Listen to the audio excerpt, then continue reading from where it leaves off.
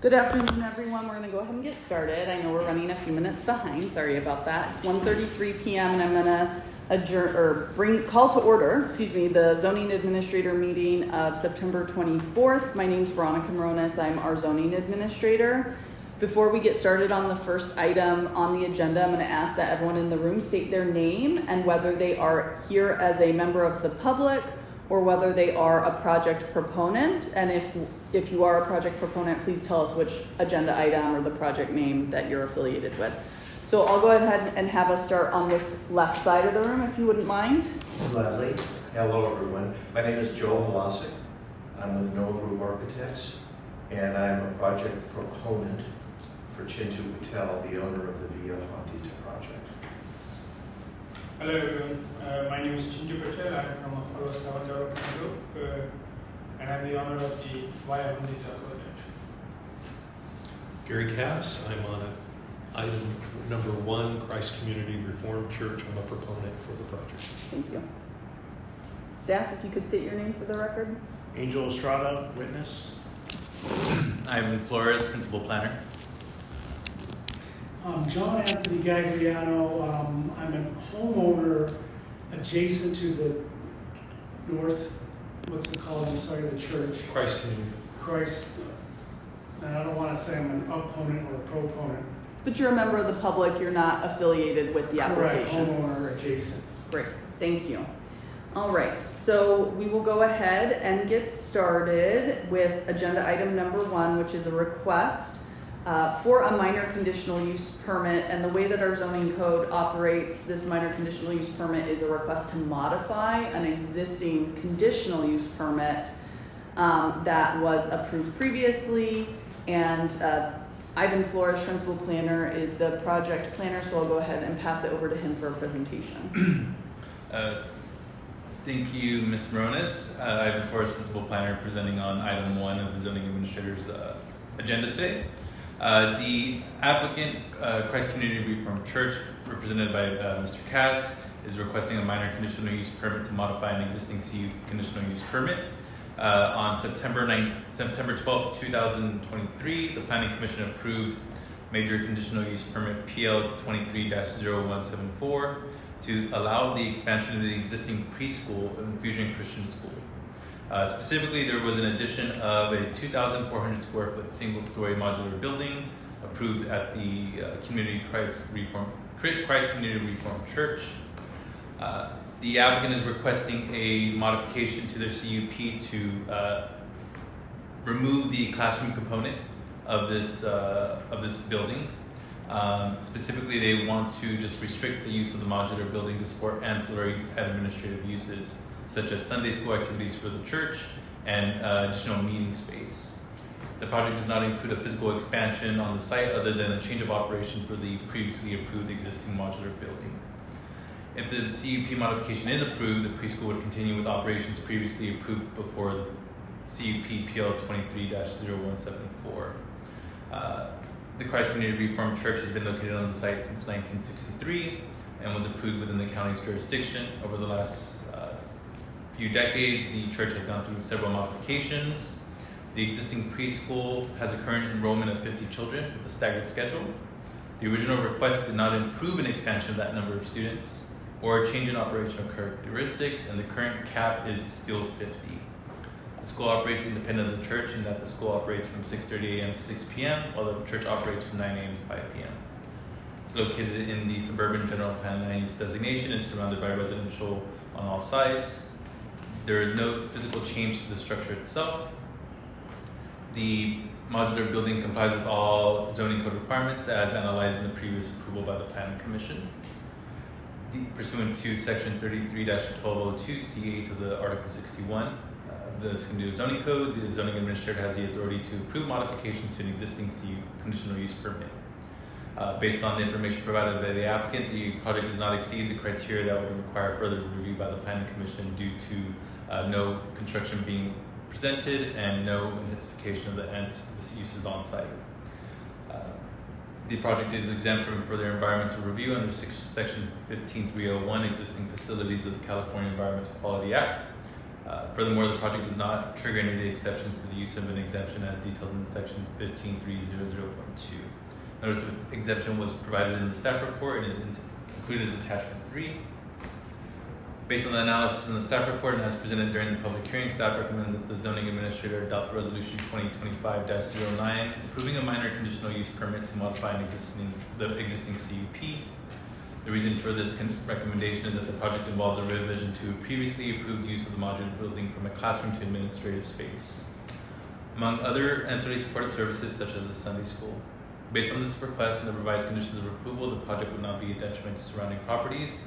The conditions of approval attached to this request are, with the exception of those minor modifications, were carried over from the previous CUP. So, for example, the screening of the modular building are still relevant to this request, and they have been retained as part of it. And that will conclude staff's presentation on the item. Thank you. So I will go ahead and open up my ability to ask questions of both staff and the applicant. After that, we'll open public hearing in case there's any public testimony on the item. And then we will close the public hearing and move on to deliberation and decision. So I do have a few questions for staff, just clarifying questions. And then I do have a couple questions for the applicant. So Ivan, could you please explain the difference between the preschool and the Sunday school? Because you're able to, the applicant would be able to continue Sunday school use in that building, but not preschool operations. So I just want to, for the record, make clear what the difference between the two are. Yes, so staff would have to defer to the applicant on how the Sunday school operates separately from the preschool. The preschool is very closely overseen by the county. So, and that's under their jurisdiction, actually, interestingly enough, the county of Riverside. And so we're not going to be under that kind of scrutiny. It's just going to be like a Sunday school classroom that we use on Sundays, but maybe incidentally through the week. We do make our facilities available to members of the public. For example, we have an AA group that meets at our church that we actually have them in the cafe. They might prefer a classroom environment. So there will be incidental meetings congruent with the normal use of a church facility. So I'm going to have a follow-up question on that for staff. Just to clarify, the preschool is independent of the church operation. Is that correct? Well, it is a ministry of the church that's regulated by the county of Riverside. So so none of that regulated activity will take place in that classroom. Right. So let me rephrase this. The preschool operates during times that the church service is not operating. Is that correct? That's a week. Yeah, Monday through Friday. Right. It's normal. Does the Sunday school is serving your congregation members who come to your services? Mm-hmm. So, okay. Are ancillary uses like AA permitted under the original CUP? Staff would need to look into that. There was nothing in the previous CUP regarding that information. It's just that was just an example of I'm trying to make of the typical types of things that happen in a church in classrooms. It may not be AA, it may be other groups that we want to be a service to the community, and frankly we do it as close to zero cost as we can possibly do it because we're trying to be, a public service. So ancillary educational space basically for. Yeah. Okay, I would like staff to follow up with me on that, please. It's meeting rooms because it's not. I don't. So my question to the applicant is: have you read and reviewed the conditions as drafted in this report? Yes. And do you agree to them? We're asking for more time because we thought it was going to be a simple thing, and then we got multiple things that got open. That's why I would like to ask for a continuance so our architect can have some time to work through the language. So to clarify, you are requesting that this item be continued to a future date of the zoning administrator for action. Please. So we can work on the language. because we just saw the language, Which, and I'm not the expert architect guy, and he said, well, there's a lot here, and he would like to work with staff to make sure everybody's on the same page. do you know which conditions of approval, draft conditions of approval you have concerns with? Or is it just generally speaking all of TBD? We need to determine that. The architect is the one who said, wow, we were just expecting this, we just recommended strike out preschool because anyway, that's what we thought we were going to be doing, and now there's other things that have been presented, and he says, well, we want to make sure everything's buttoned up and the language is, everybody's on the same page, and he would like some more time to look at it. Thank you for that. Staff, can you clarify when the conditions were shared with the applicant? The conditions were shared at the time of publication. Okay. So I just want to clarify for the applicant that the request to continue means no action is going to occur on your request at this point in time. Right. If I continue it to a date certain, which at this point in time, we don't have a next zoning administrator date solidified, is that correct? That is correct. So I cannot continue this to a date certain. I would have to table this item back to staff, which means it will have to be republicly noticed at cost to the applicant. And you would be back here doing the same thing. So I just want to make sure you fully understand that. That's what my architect has asked for. He needs time to work with staff on the language. Okay. Staff, the conditions, so I want to walk through the conditions for a moment and just get some clarity on them. So in the draft conditions of approval, conditions section A, general, 1 through, well, let's just say all of section A, general, all of section B, construction, maintenance, and operation obligations. Section C, parking and loading and unloading. Section D, landscaping. Those 4 sections, staff, can you confirm, those are standard conditions that we apply to every project, is that correct? That is correct. Was the CUP PL 230174, did they receive those standard conditions? Staff would need to confirm that. So let's confirm that, and the reason I bring that up is simply if those conditions already existed on your old CUP, they're just being reiterated on the new CUP with no potential changes, because they're standard, they go on everything. It's a lot of disclosure of what you are and are not allowed to do generally. Yeah, and that's where the architect is saying he just liked to work with staff on the language. And I don't know specifically what items he thought, hey, this is something he wants clarity on. Sure. And then my last question for staff is, of the specific conditions that are unique to the project, this is section E, planning division conditions, section F, engineering division conditions. Are those conditions, do those include all of the prior PL 23 CUP conditions carried over in addition to new? Yes, and we denoted which are the old ones that were carried over. With the italicized parentheticals. And just to clarify, when we reconditioned this project, a lot of the engineering conditions were found to be not applicable, and so they were reduced from the previous approval.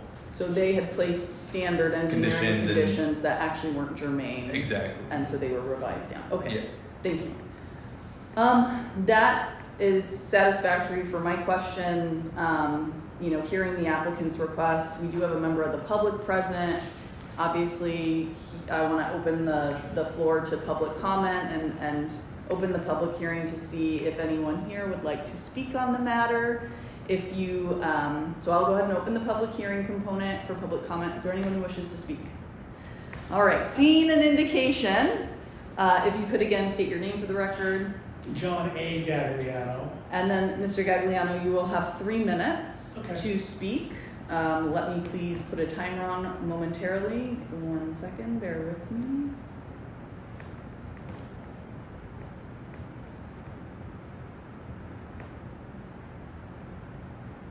And your time starts now. So, as a homeowner, my wife and I own the property. We actually lease it to my son and his wife. They lived there for over 2 years.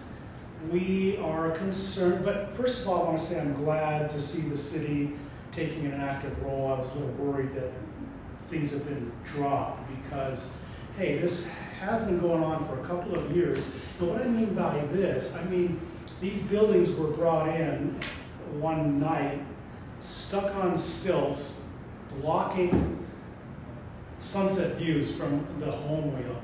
So we talked to the pastor, and, you know, we got a few questions answered, and then they went to the city, and things had changed a little, approved in meetings, and now it's changing again.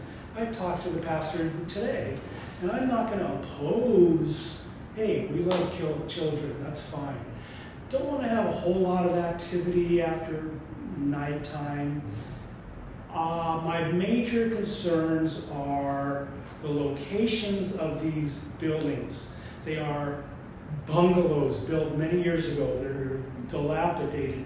They're over, can I show photos from our property? Pass that down if you can. So they're blocking sunset views. The Pastor Gary, he confirms that they want to move them down to the south. And the landscaping that's already been approved should have, from my recollection, included some trees in between the homes. Well, how high are the trees? How far are these set back from the homes? And speed. Can we get this done for I'm going to say a little bit over 2 years, we've seen this. Nothing happening. You know, they paid for a fence that we built. They paid for the materials. Thank you for that. My son built the fence. It's not enough. So we'd like to see it move along and possibly go to the south. The trees plopped in and the city to oversee it. The city to make sure it happens in a timely manner. I don't know what else to say. Just have consideration. Some of these owners have been there for decades, and they don't have the means to come here, but we've talked to them. They feel the same way I do.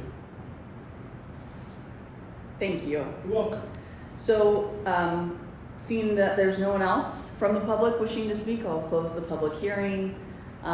I do have a couple of responses in relation to the public comment and potentially follow-up questions. So the first question I'll just ask of staff. My understanding is that this request does not entail any change to where the footprint of this modular building was approved. That's Is that correct.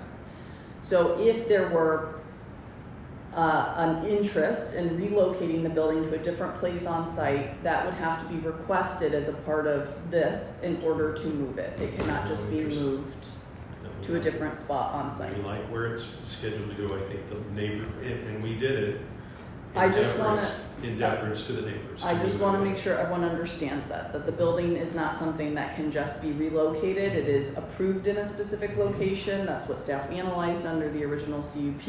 And while the building could theoretically be moved to a new place, it requires re-review and approval through us, which is not asked for as part of this action.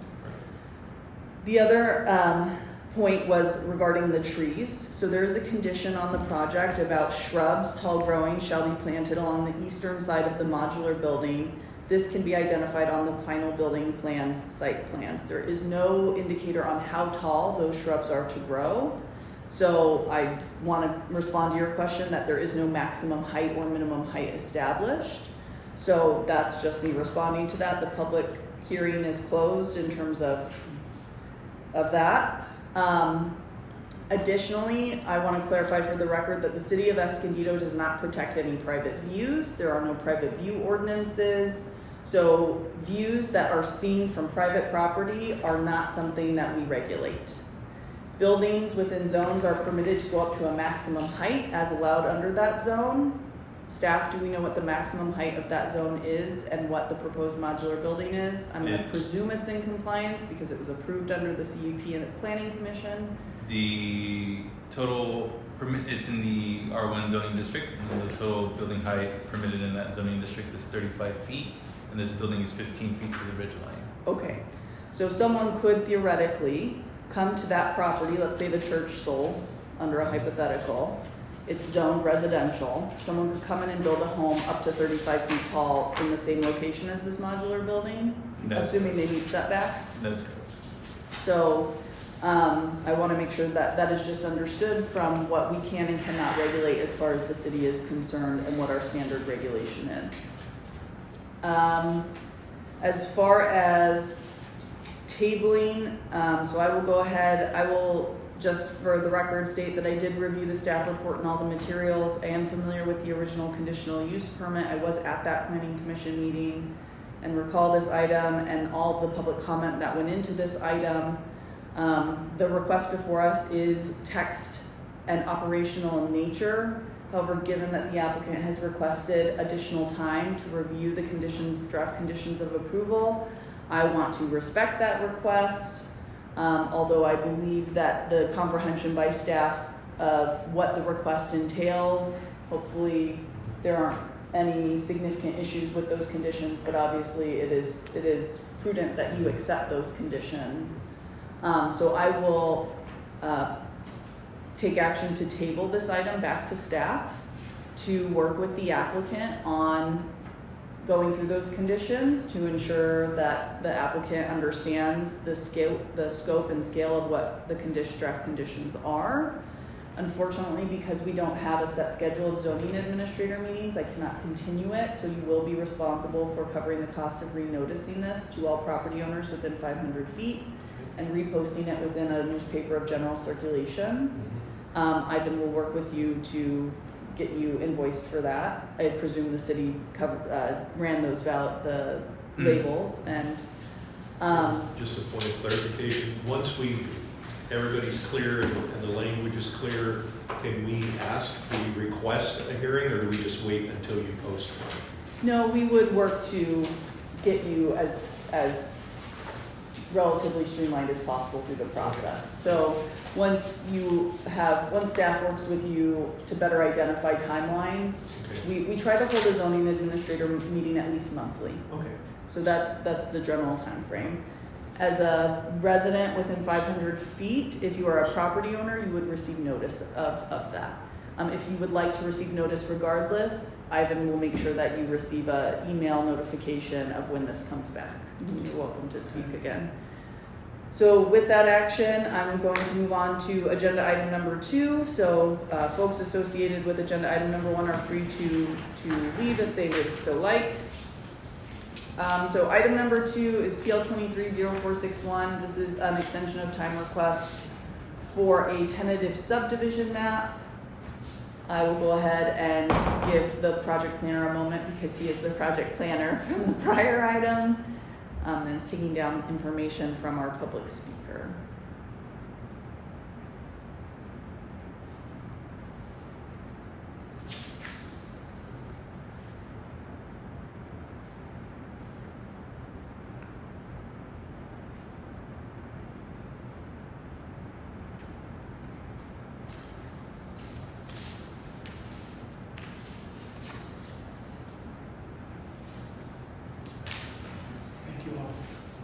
All right, so I will go ahead and hand this over to Principal Planner Ivan Flores for a presentation. Thank you. I will be presenting on item B2 of the zoning administrator's agenda today, which is a extension of time for the subdivision known as Via Escondido. The specific request is a 4-year extension of time for a previously approved tentative subdivision map, which consisted of a 6-lot subdivision with lot sizes ranging from 20,087 square feet to 21,887 square feet. Just for some background, on December 10th, 2019, the Planning Commission adopted Resolution 2019-26 approving the tentative subdivision map, City Planning Case Sub 17-0030, and adopted an initial study mitigated negative declaration. The effective date of the approval was December 21st, 2019, and per the conditions of approval was valid for 36 months, which would have set the expiration on December 21st, 2022. However, on May 20th, 2022, the City Council of Escondido adopted ordinance number 2020-12, which extended all planning permits not yet expired at that time by 1 additional year. This extended the expiration date for December 21st, 2023. On December 21st, 2023, the previous applicant, Mauricio Velasco, submitted a timely request for an extension of time and paid all required fees. However, due to personal reasons, the property was then transferred over to ownership of the current applicant, Mr. Chintu Patel, who is seeking to finalize the extension of time. Pursuant to Chapter 32 of the Escondido Municipal Code, extensions of times can be approved or conditionally approved upon submittal of a written request, justification statement, and all required fees. The applicant is submitting a request for a 4-year extension of time as permitted by Section 32-210-02, extension of times, regulated in Chapter 32. Cumulative extensions may not exceed a total period of 6 years. The request at this time would be for an additional 4 years dating back from 2023. This would leave the applicant with 2 years available for future requests, and the applicant is aware of that. As it pertains to modified conditions of approval, the city staff modified the original conditions to simply fit the current template that we have for our standard conditions and our default conditions of approval. In addition to that, we incorporated existing conditions originating from the tentative maps approval. The engineering department had one specific condition of approval that was modified to take into account the development on one of the parcels to the east. Specifically, that parcel was not taken into account for the drainage study, and so the applicant has been conditioned to provide a drainage study for that development that occurred. The director, the zoning administrator shall have the authority to grant an extension of time for maps that were not initially approved by the director. Given that this was approved by the planning commission, the zoning administrator is the appropriate body for this extension of time request. The applicant does not propose any changes to the tentative map as it was approved, and the certified tentative map is an exhibit to the approving resolution for this extension of time.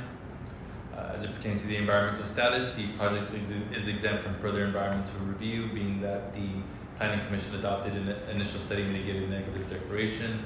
Staff has reviewed the request at hand and has determined that there's been no changes to the scope of the prior approval. Pursuant to CEQA Sections 15162, no subsequent negative declaration is necessary for the project if certain findings are made, which are detailed in Exhibit B of the Resolution 2025-10. Notice of determination was prepared for the project and has been attached as Attachment 3. Additionally, the adopted ISMND is attached for review by the zoning administrator as Attachment 4.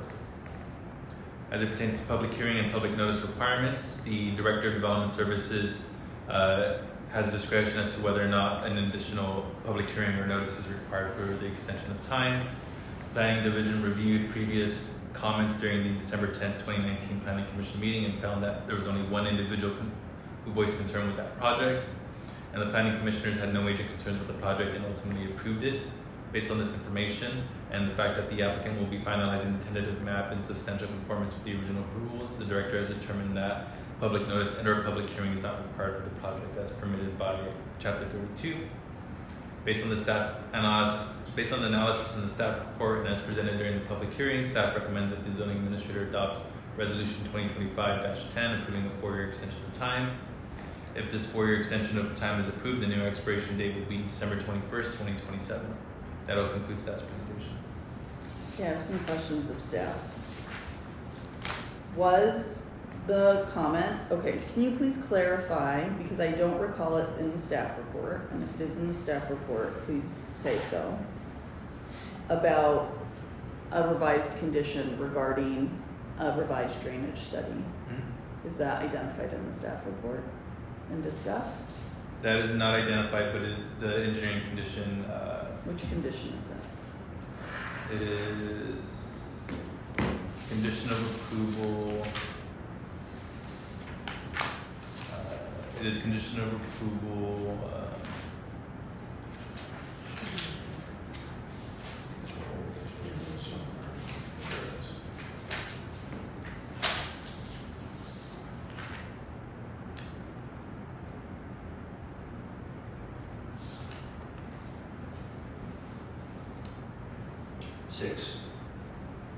Condition 6. Yes, condition F6 of the general conditions. The development of the adjacent property to the east of the project site is not reflected in the drainage report. The applicant should provide the updated drainage report that accurately depicts the existing conditions.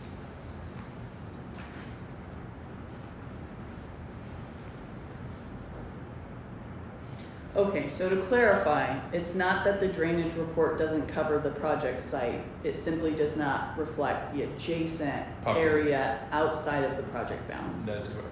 Got it. Sorry, I misunderstood then and thought we missed a complete parcel as part of that. No. No, okay.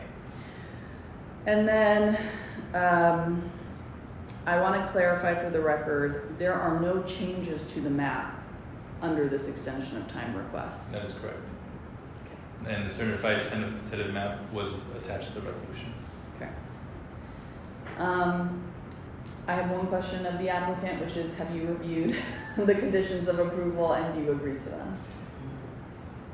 Yes, we had and we do agree. I do have a comment on that. This revised drainage report, the previous drainage report was prepared prior to the development of that subdivision. That subdivision should have eliminated all drainage onto this property from their site. So there really should be no tangible effect whatsoever, is my understanding. Is that correct? So we'll defer that to discussions with our engineering division, who is not present. So I would just say work with Ivan to talk to your project engineer of that, since we don't have engineering staff here.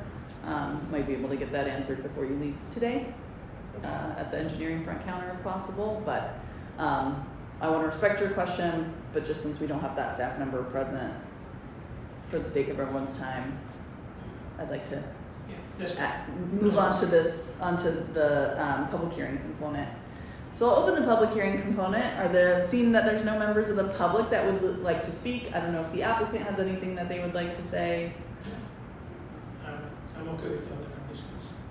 I just want to ask, at what point can we resume or begin the review for the entitlements for the houses, since it is a four or greater lot subdivision? We need to go through that design entitlement, and we've been waiting for today, frankly. Yeah. Once this has been approved, believe there is an appeal period about 10 days. So after that effective 10 days, then you can submit for the design review permit application, and that'll just go through city staff.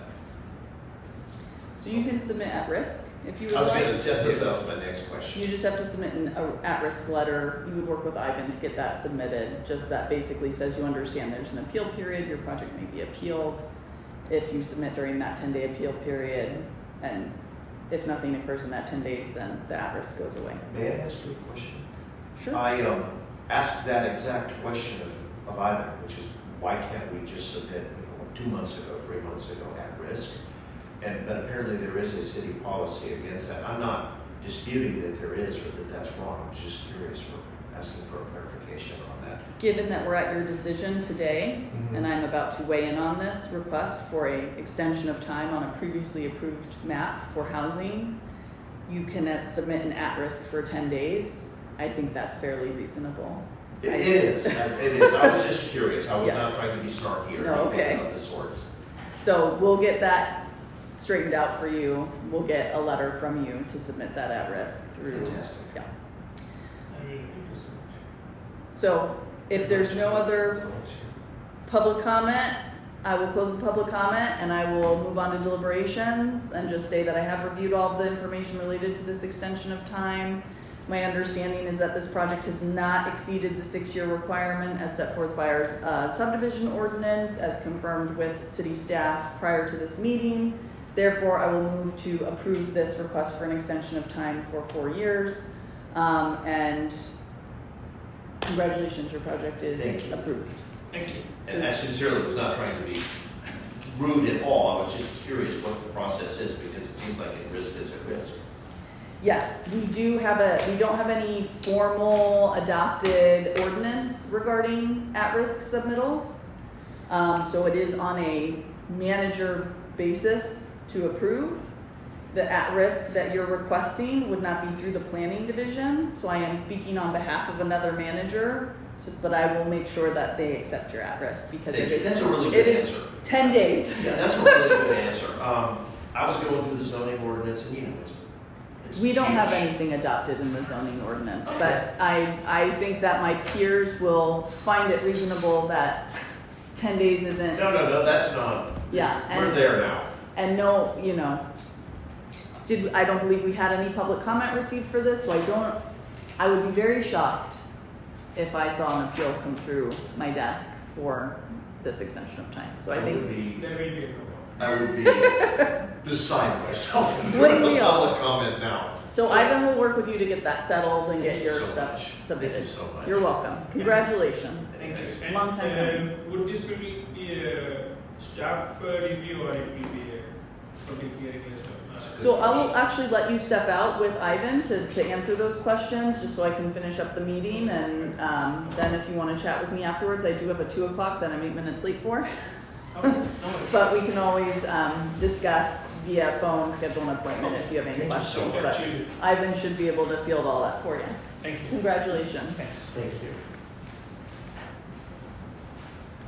So, sorry, I just went off the agenda, like on my computer. So I believe that was the last item on the agenda. So it is 2:09 p.m. I will adjourn this zoning administrator meeting.